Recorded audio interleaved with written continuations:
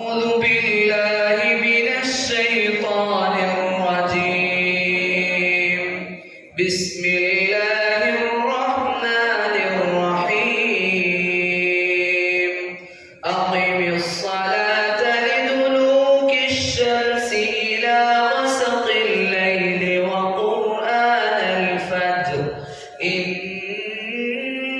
قرآن الفجر كان مشهودا ومن الليل فتهجد به نافلة لك عسى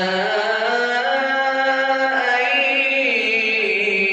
يبعثك ربك مقاما محمودا وقل رب أدخلني مدخل صدق وأخرجني مخرج صدق واجعل لي من لدنك سلطانا نصيرا وقل